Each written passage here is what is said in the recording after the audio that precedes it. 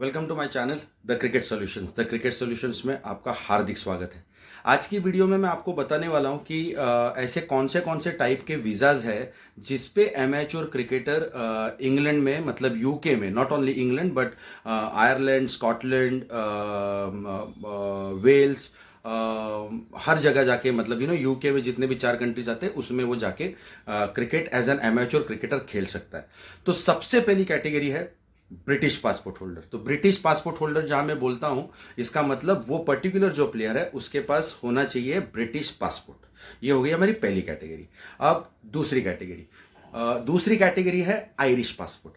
तो Irish passport मतलब वो बंदा जो है, वो क्रिकेटर जो है, उसके पास आयरिश पासपोर्ट होना बहुत जरूरी है। तो ये हो गए हमारे दो कैटेगरीज की, ब्रिटिश और आयरिश। अगर अगर आपके पास एज ए क्रिकेटर आपके पास पासपोर्ट है तो आप एज एन एमेच्योर प्लेयर वहां पे जाके क्रिकेट खेल सकते हो। उसमें आपको कोई चीज डॉक्यूमेंट या क्लासिफाइड करने की आपको जरूरत नहीं है। सबसे तीसरा वीजा आता है यूरोपियन पासपोर्ट होल्डर। अब इसमें दो टाइप। एक तो यूरोपियन पासपोर्ट उसके पास होना चाहिए, या फिर उसको यूरोपियन सिटीजनशिप मिली हुई रहनी चाहिए। क्योंकि जरूरी नहीं है कि सिटीजनशिप मिली है तो उसके पास पासपोर्ट ही हो। तो अगर यूरोपियन पासपोर्ट है तो फिर आप ब्रिटिश और आयरिश के जैसे ही हो गए। लेकिन अगर नहीं है तो definitely then he should have a paper work in his hand where it is been classified that he is a European citizenship holder. ये हो गए तीन। चौथी कैटेगरी तो आपने मेरे ख्याल से वीडियो देखी होगी, उसमें मैंने कहा था कि स्टैंडर्ड विजिटर वीजा। तो स्टैंडर्ड विजिटर वीजा एक है जिसके ऊपर प्लेयर जा सकता है और एज एन एमेच्योर क्रिकेट खेल सकता है। हावेवर वो पर्टिकुलर प्लेयर जो है वो यूके इमिग्रेशन से क्लासिफाइड होना चाहिए। अब हम बढ़ते हैं थोड़ा सा आगे, जो शायद से कैटेगरीज आपको पता भी नहीं होंगी। तो सबसे पहला मेरे मेरे दिमाग में कैटेगरी आ रही है जो मैं आपको बताना चाहता हूं, दैट इज एंसेस्टर वीजा।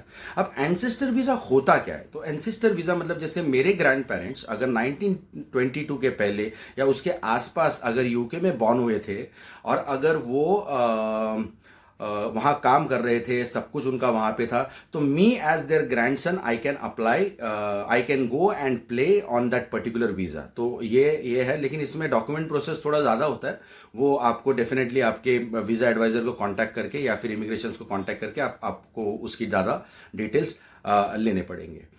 उसके बाद आती है कैटेगरी यूथ मोबिलिटी वीजा।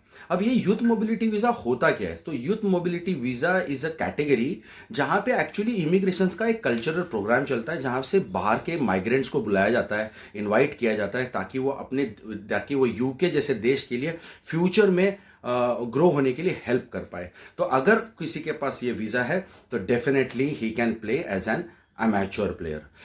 उसके बाद आता है ग्रेजुएट वीजा, उसके बाद आता है स्टार्टअप वीजा। तो देखिए ये जो कैटेगरीज है ना, ऐसे 2-3 और कैटेगरीज है। तो ऐसे जो कैटेगरीज है ना, इसमें जो कैटेगरीज मैं आपको यहाँ पे बॉटम पे भी दिखा रहा हूँ कि कौन से कैटेगरीज होते हैं। तो एक तो आपके पास हो गया ग्रेजुएट वीजा, हो गया स्टार्टअप वीजा, हो गया। तो ये जो वीजाज है ये भी अगर आपके पास है तो आप जाके वहां पे खेल सकते हैं। और एक वीजा ऐसा टाइप का होता है जो शायद से किसी के पास नहीं होता, उसे कहते हैं इनडेफिनेट और definite leave to remain in UK. जैसे कभी उन्होंने अप्लाई किया होगा और उनके एप्लीकेशन के ऊपर डिसीजन आया रहेगा कि यार हम आपको इनडेफिनेट यूके में रहने के लिए परमिशन दे रहे हैं। इनडेफिनेट मतलब पता नहीं है वो कब तक रहेंगे, और डेफिनेट मतलब आप अभी यहां रह सकते हो। तो ये एक वीजा कैटेगरी है जो मुझे लगता है इसके ऊपर भी आप क्रिकेट खेल सकते हो।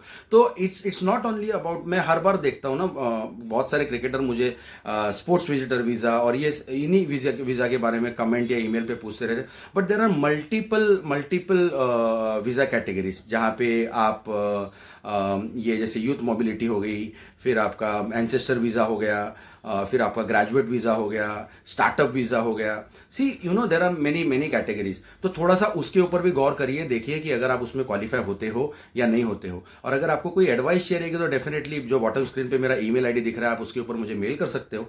और अगर आपको ईमेल करने का टाइम नहीं है तो आप कमेंट कर सकते हो। And I hope you enjoyed this video. And अगर आपने हमारे चैनल को सब्सक्राइब नहीं किया तो सब्सक्राइब जरूर कर लीजिए। और अगर वीडियो पसंद आई हो तो वीडियो को लाइक जरूर करिए। Thank you very much for watching this video. जय हिंद।